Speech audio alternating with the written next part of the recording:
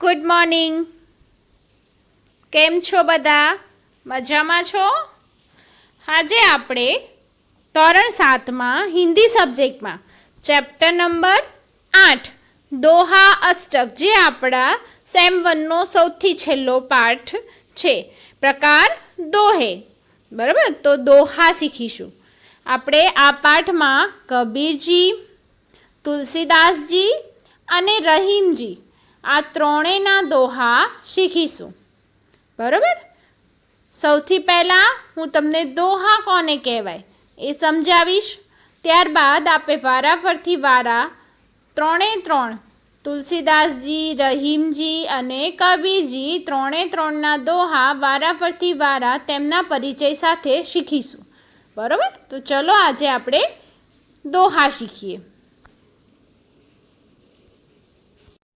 પાઠ 8 દોહા અષ્ટક. સૌથી પહેલાં તો આપણે દોહા કોને કહેવાય એ જાણીએ. તો દોહા હોય એમાં 4 ચરણ હોય. બરાબર, 4 ચરણ એટલે કે આપણે ઉદાહરણ જોઈએ તો બડા હુઆ તો ક્યા હુઆ એક ચરણ, જૈસે પેડ ખજૂર, પંથી કો છાયા નહીં, ફલ લાગે અતિ દૂર, એટલે એક એવા 4. બરાબર, બીજી વસ્તુ દોહા 2 પંક્તિમાં હોય છે. 2 પંક્તિ, પહેલી અને બીજી 2 પંક્તિમાં દોહા હોય. અને દોહા દ્વારા સરળ ભાષામાં જીવન માટે, લોક વ્યવહાર માટે, ગુણ, સ્વભાવ, નીતિ, રીતિ વગેરે માટે પરિચય આપવામાં આવે છે, સરળ ભાષામાં સમજાવવામાં આવે છે. તો દોહા એટલે કે હિન્દી ભાષાના સાહિત્યની અનમોલ નિધિ છે. બરાબર, તો તમે દોહા અને અષ્ટક વિશે જાણી ચૂક્યા. હવે આપણે આપણા આ પાઠમાં કબીર, તુલસીદાસ અને રહીમ ત્રણેયના દોહા શીખવાના છીએ.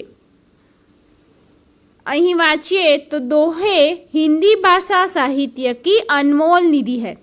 दोहे व्यवहारिक दृष्टांतों के माध्यम से, केवा व्यवहारिक दृष्टांतों माध्यमથી सरल सहज रूप में जीवन, लोक व्यवहार, गुण, स्वभाव, नीति रीति आदि से परिचित कराते हैं. दृष्टांतो केवा હોય? એકદમ જ સરળ હોય.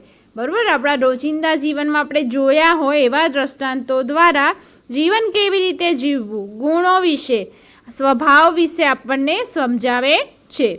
प्रस्तुत इकाई में कबीर, तुलसीदास और रहीम के चुने गए ऐसे ही दोहे संकलित है. तो एवा કેટલાક થોડા ઘણા દોહાની આપણે અહીં ચર્ચા કરવાની છે.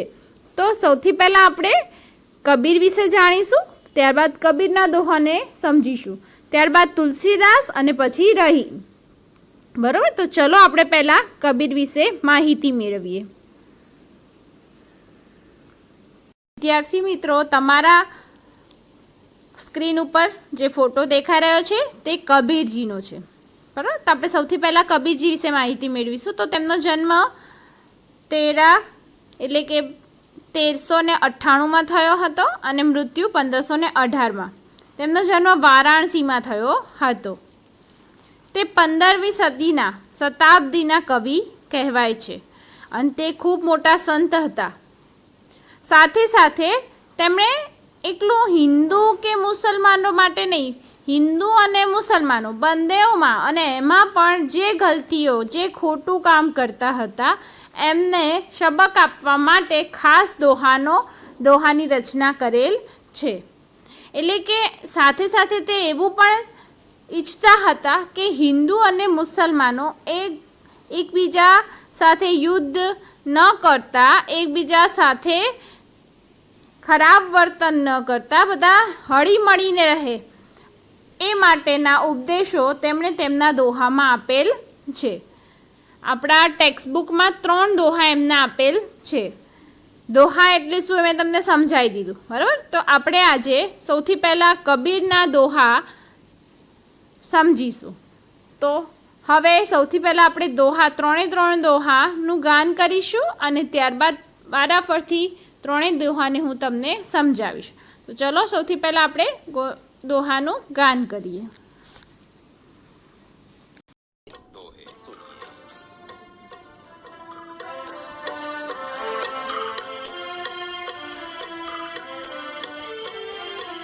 बड़ा हुआ तो क्या हुआ, जैसे पेड़ खजूर।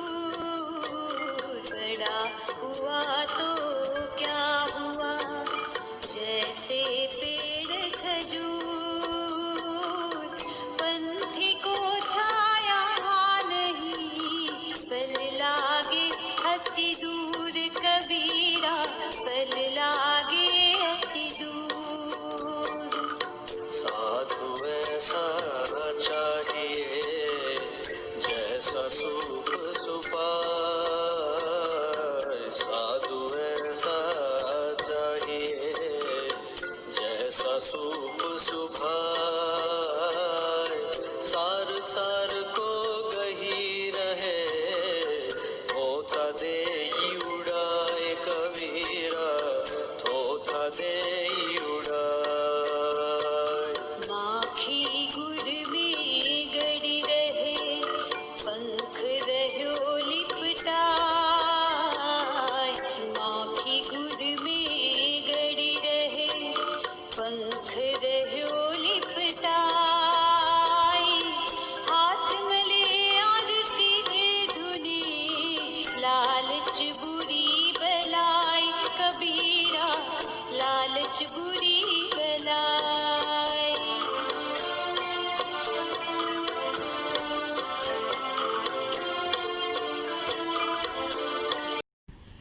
बड़ा हुआ तो क्या हुआ, जैसे पेड़ खजूर। पंथी को छाया नहीं, ફલ લાગે અતિ દૂર। તો આ દોહા દ્વારા कबीर जी આપણને સમજાવે છે કે बड़ा होने से या बड़ा बन जाने से किसी का महत्व नहीं बढ़ता। કોઈ મોટું હોય કાં તો પોતે મોટું બતાવે તો એનાથી એનું મહત્ત્વ બનતું નથી। મહત્ત્વ આપણે એને આધારે એનું મહત્ત્વ ગણી શકાય નહીં। શું કીધું છે કે જૈસે પેડ ખજૂર, કે જેમ કે ખજૂરનું પેડ, બરાબર। જેમ કે આપણે એને ખજૂરના પેડને આપણે ગુજરાતીમાં શું કહીએ, ખજૂર એટલે કે તાડનું પેડ, બરાબર। આપણે તાડ જે હોય છે, ખજૂરનું વૃક્ષ જે હોય છે એ કેવું હોય છે, ઊંચું ઊંચું હોય છે, બરાબર। એટલે એવું કહે છે કે જેમ કે વૃક્ષ ખજૂરનું ઝાડ કે એમાં એક તો મોટું છે, બરાબર, પરંતુ એને આપણને કોઈ જ રીતે ઉપયોગી નથી। કઈ રીતે કે પંથી કો છાયા નહીં, પંથી એટલે રાહી, મુસાફિર, તો એની નીચે ઊભા રહીએ આપણે તો એવા કોઈ જ મુસાફિરને, કોઈ જ પંથીને તે છાયા આપે નહીં। સાથે સાથે ફળ લાગે અતિ દૂર, એનું ફળ પણ ક્યાં લાગે, ખૂબ ઊંચે લાગે, આપણે સરળતાથી એને મેળવી શકીએ નહીં। એક તો છાંયડોય ના મળે અને ફળ પણ આપણને ના મળી શકે, કારણ કે ફળ પણ ખૂબ ઊંચે લાગે છે, બરાબર। એટલે શું કહે છે કે આપણે મોટું હોવું એ જરૂરી નથી, પર એવું જરૂરી નથી કે મોટું છે એનું મન પણ મોટું જ હોય। ઘણી વખતે મોટા હોય પણ એની મનની વૃત્તિ કેવી હોય, સંકુચિત હોય, કોઈને લાભ ના આપે તો એ નકામું જ છે।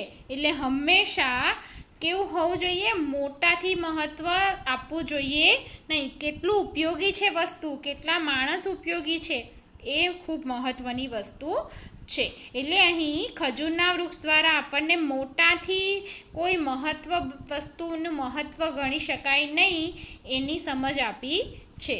બીજું હવે, સાધુ એસા ચાહીએ જૈસા સૂપ સુભાઈ।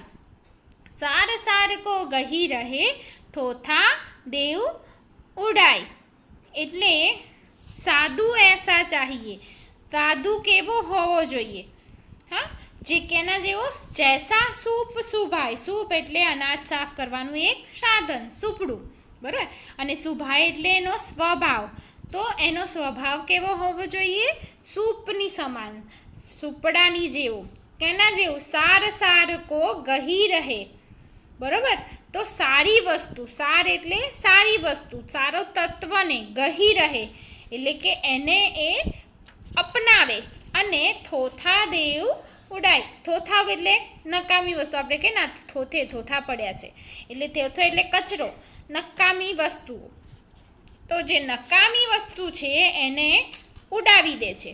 કોણ એવું કામ કરે છે? સુપડું. સુપડું સારે અનાજ સાફ કરે મમ્મી, ત્યારે તમે જોયું હશે સારી સારી વસ્તુનું ગ્રહણ કરે એટલે અંદર જ રાખે, અને જે કચરો હોય એને ઉડાવી દે. તો સાધુનો સ્વભાવ પણ એ સુપડાની જેમ જ હોવો જોઈએ, કે જેમ અનાજનું સુપડું છે એ સારી સારી વસ્તુનું ગ્રહણ કરે છે અને ખરાબ વસ્તુને ઉડાવી દે છે, એમ સાધુએ પણ જીવનમાં જે સારા કામ છે એનું સારા સદ્ગુણ છે એને ગ્રહણ કરવા જોઈએ, અને જે દુર્ગુણ છે એને પોતાનાથી દૂર રાખવા જોઈએ. બરાબર? એટલે કે એને સારી વસ્તુ ગ્રહણ કરીને વ્યર્થ વસ્તુ હોય, વ્યર્થ વાતો હોય એને છોડી દેવી જોઈએ, પોતાનાથી દૂર કરી દેવી જોઈએ. બરાબર? એટલે એણે સુપડાનું ઉદાહરણ આપ્યું છે. કબીરજીએ સાધુના સ્વભાવ માટે સુપડાનું ઉદાહરણ આપ્યું છે. બરાબર? હવે ત્રીજું, માખી ગુડ મેં ગડી રહે, પંખ લહ્યો लिपटाए, हाथ मिले और सिर धुने, लालच बुरी बलाय. એટલે હવે માખીના ઉદાહરણ દ્વારા લાલચી વ્યક્તિઓને શીખ આપી છે. બરાબર? કે હંમેશા જીવનમાં લાલચ કરવી જોઈએ નહીં, કારણ કે લાલચ છે એ બુરી બલાઈ છે, આપત્તિ છે. બલાઈ એટલે આપત્તિ. બરાબર? લોભ છે, જીવનમાં લોભ હંમેશા કરવો જોઈએ નહીં. તો ઉદાહરણ કોનું આપ્યું છે? માખીનું, કે માખી ગુડ મેં ગડી રહે. ગુડ એટલે ગોળ. તો માખી છે એ ગોળમાં ગડી રહે, એમાં ચોંટી જાય છે. શા માટે ચોંટે છે? કારણ કે એ લાલચ કરે છે. ત્યારે શું થાય છે? પંખ રહ્યો લીપટાય, એના પંખ છે, એની પાંખો છે એ ગૂઢમાં નીકળવા માંગે પણ નીકળી શકતી નથી, અને એના માટે શું કરે? હાથ મલે ઓર સિર ધુને. એ પોતાના હાથ મલે એટલે શરીરને દૂર થવા, ગોળથી છૂટવા માટે આગી પાછી થાય. બરાબર? પરંતુ ગમે તેટલા તેટલી મહેનત કરે છતાં બધી એના માટેના વ્યર્થ જ જાય છે. પરંતુ અને છેલ્લે શું થાય છે? એનું મૃત્યુ થઈ જાય છે. બરાબર? એટલે કહેવામાં આવ્યું છે કે લાલચ કરનાર વ્યક્તિને પણ હાલત કોના જેવી થાય છે? આ માખી જેવી જ થાય છે. કે માખી ગોળ ખાવા માટે ગોળ પર તો બેસે છે, પણ તેમાં ફસાઈ જાય છે. એની પાંખોને બધું ગોળમાં ચોંટી જાય, પછી તે પસ્તાય, પણ પસ્તાવાથી પછી કોઈ ફાયદો થતો નથી. તેમાં છૂટવા ઘણા પ્રયત્ન કરે પણ છૂટી શકતી નથી. એટલે એના આધારે તમને સમજ પડે કે જો એક નાની લાલચ, ગોળમાં બેસવાની લાલચને લીધે માખીનું મૃત્યુ થાય છે, તો આપણી પણ હાલત એના જેવી જ થાય. એટલે કે લાલચ છે એ આફત સમાન ગણી છે. બરાબર? એટલે કબીરજી આપણને આપણી રોજિંદા જીવનની જે વસ્તુઓ છે એના આધારે, આપણા નજર સમક્ષ જે બધી વસ્તુઓ છે એના આધારે જ આપણને જીવનમાં સારા ગુણોની શીખ આપે છે. જેમ કે પહેલાંમાં આપણને જણાવ્યું છે કે મોટું હોય પણ એનું મહત્ત્વ કેટલું છે એ જરૂરી છે. મોટાઈથી કોઈનું મહત્ત્વ નક્કી કરાય નહીં, એ કેટલું ઉપયોગી છે એ જોવું પડે. બીજામાં સાધુને આપ્યું છે કે સાધુનો સ્વભાવ કેવો હોવો જોઈએ, તો એના સુપડાનું ઉદાહરણ આપ્યું છે. પહેલાંમાં ખજૂરના ઝાડનું આપ્યું છે, બીજામાં સુપડાનું, કે સુપડા જેવો હોવો જોઈએ, સારી વસ્તુનું ગ્રહણ કરવાનું અને ખરાબ વસ્તુ હોય એને પોતાનાથી દૂર રાખવાની. બરાબર? અને ત્રીજામાં લાલચ ન કરવી જોઈએ, અને લાલચ કરો તો આ માખીનું ઉદાહરણ આપીને સમજાવ્યું છે કે માખી જેવી હાલત થાય. છેવટે માખી મૃત્યુ પામે છે. એક ખાલી ગોળ પર બેસવાની, ગોળ ખાવાની લાલચમાં એને મૃત્યુ સહન કરવું પડે છે. એટલે કે જીવનમાં લાલચ ન કરવી જોઈએ, કારણ કે લોભ છે એ ખૂબ મોટી આફત છે. બરાબર? બધાને 3 દોહામાં સમજ પડી ગઈ. હવે આપણે નેક્સ્ટ તુલસીદાસજીના દોહાને આપણે ભણીશું. સૌથી પહેલાં તુલસીદાસજીના વિશે જાણીશું, અને પછી એમના દોહાનું ગાન કરીશું, અને પછી એની સમજૂતી મેળવીશું.